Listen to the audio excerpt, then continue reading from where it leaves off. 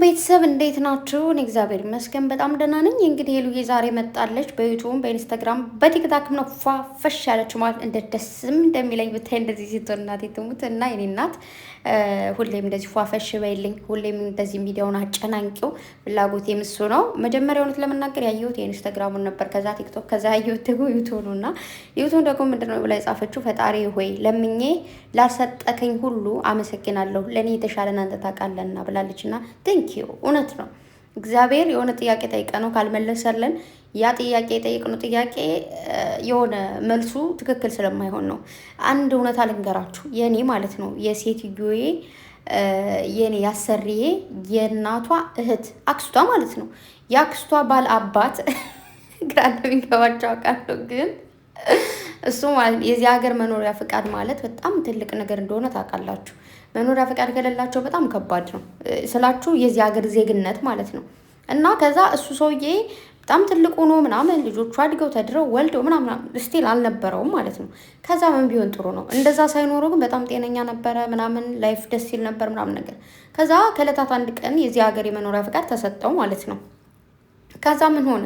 ልክ መኖሪያ ፍቃዱ ዛሬ ተሰጦት እንደነገ ጃልጣ የሚባል በሽታ ታውቃላችሁ? ምንድን ነው የሚባለው በእኛ ሀገር? በእኛ ሀገር ምንድን ነው ብቻ አላውቅም። ከባዱ በሽታ ማለት ነው የሚገድለው እና ከዛ እሱን በሽታ ታመመና ከዛ በኋላ ሕክምና ሄደ ምናምን ነገር ሐኪም ቤት መድኃኒት ተሰጠው፣ ብዙ ነገር ተደረገ። ከሌላ ቦታ ሄደ ሌላ ሀገር ምናምን በቃ ያልተደረገለት ነገር የለም እና ለረዥም ጊዜ ሕክምና እንደዚህ ሲዞር ነበር የኖረው ማለት ነው። በመጨረሻም እንግዲህ ከዚህ ዓለም በሞት ተለየ ማለት ነው። እንደዛ ታሞ ከተሰጠው በኋላ የመኖሪያ ፍቃድ ለአንድ ዓመት ከሀገር ከሐኪም ቤት ሲቀይር ኑሮ እንግዲህ እንደዛ ሆኗልና ሁሌ አንዳንዴ በቃ የሆነ ነገር ባለፈው ምን ተፈጥሮ መሰላችሁ? ብቻ የሆነ ነገር ከዚህ ቤት ተፈጥሮ ነው። ልክ ሴትዮዬ ብድግ ብላ ለልጆቿ ስትመክር ነው የሰማሁት። እንደዚህ እንትናን እንደዚህ እኮ አያችሁ እሱ እንደዚህ ነበረ ምናምን ብላ ስታወራ እኔ የታችሁ ደግሞ በዛው ሰማሁ ማለት ነው። ወሬ ሲወራ በተለይ ትልቅ ሰው ሲያወራ መስማት እወዳለሁ። እና ምንድን ነው ምንም ነገር እግዚአብሔር ጠይቀ ነው ያልሰጠንን ነገር አባቶቻችን ይህን ግዛልኝ ወይን አድርገው ወይ ደግሞ የልልበስ ምናምን ስንል ይህ ልብስ አይላንቺ አይሆንሽም ይህን አቤ ምናምን የሚሉን ያ ነገር ልክ እንዳልሆነ ስለሚያውቁ ነው።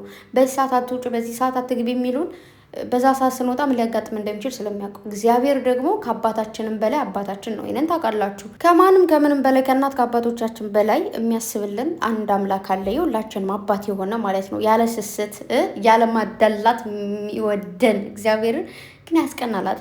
እግዚአብሔርን ስማም ደስ ሲል እና የኔ ቆንጆ ትክክል ነሽ፣ አንቺ አስተዋይ ነሽ፣ ሴት ነሽ፣ ጎበዝ ሴት ነሽ፣ ጀግና ሴት ነሽ። ውበት ላይ ውበት፣ ቁመና ላይ ቁመና፣ አቋም ላይ አቋም ነው የሚባለው እና ደግሞ አመለካከት ላይ አመለካከት እኮ ነች። በቃ ጸባይ በሉ ምን በሉ እና አጅረው ደግሞ ምን ነው ሆቴል ልበላት ነው እንዲ አራዲ በሉ ነው እንዲ ያለች የሆነች ዛ ልበላት ነው እንዴት ነው የሚያት እንደዚህ ተመስጦ ምናምን በፍቅር እያያት ነው። እና እኔ እንግዲህ ነጫጭባው እንዳያችሁ ተመችቶኛ ምን ማድረግ አልችልም። ባለፈው እንዳያችሁት እንግዲህ በደንብ እነሱ እየተጨቃጨቁ እነሱ ጁሳቸውን እየጠጡ ነበረ ፏ እያሉ ማለት ነው። ባለፈው ደግሞ እንዳያችሁ ታሞ አንቺ ካጠገቤ ከሆንሽ ነው ችግር የለው እያለ ነበረ ማለት ነው። እና ፍቅር ሀያል ነው። ፍቅር ብዙ ነገር ነው።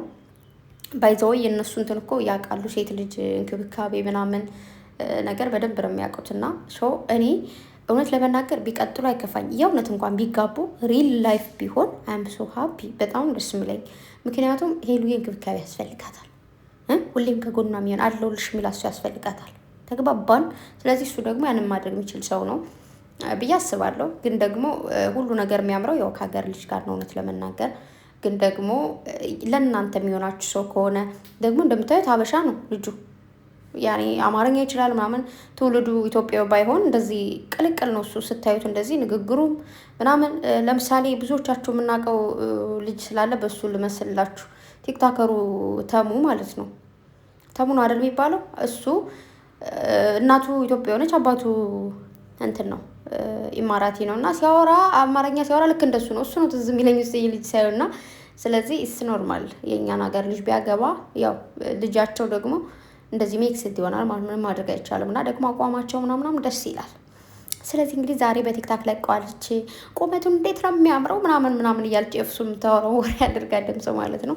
እና እኔ ቆንጆ ሁሌም ደስተኛ እንድትሆኝልኝ ምኞቴ ነው። 150 ከመቼ ነው የምታስገቧት? ምንድን ነው እናንተ 150K ቶሎ መግባት አለባት። ምክንያቱም አሁንም እየሰራች ስለሆነ በደንብ እየሰራች ነው ላይ እና በርቺ። ከዚህ በላይ ፓወርፉል ልትሆኝ ይፈልጋል። እኔ ቆንጆ ጎበዝ ብርቱ ሴት ነሽ። አይ ነው ግን ከዚህ በላይ ደግሞ ልክ እንደዚህ አሁን ሰሞኑን እንዳለሽው እንደዚህ እንድትቀጥይ ነው ፈልገው። ደግሞ በጣም ነው ያማረብሽ። ከሰው አይን ፈጣሪ ይጠብቅሽ የኔ ሴት፣ የኔ ሞዴል፣ የኔ ቆንጆ። አይ ላቭ ዩ ሶ ማች። በጣም ነው የምወድሽ ታውቂያለሽ። እና የሆነ ትልቅ ደረጃ ላይ ትልቅ ማማ ላይ ደርስሽ ምናምን ነገር ማየት ፈልጋለሁ። ምኞቴ ነው። እግዚአብሔርን ከልቤ ነው እና ወድሻለሁ። 150 ያስገባት ቤተሰብ እና በኋላም እንደሚፈጠር እናያለን። ማታ ላይ ቪዲዮ ከተለቀቀ ማለት ነው። እለቃለሁ አላለችም እንዳያችሁ ጽሁፍ ነው ግን አይ ቲንክ ይለቀቃል ብዬ አስባለሁ። መልካም ቆይታ ይሆንላችሁ። ወዳችኋለሁ። ባይ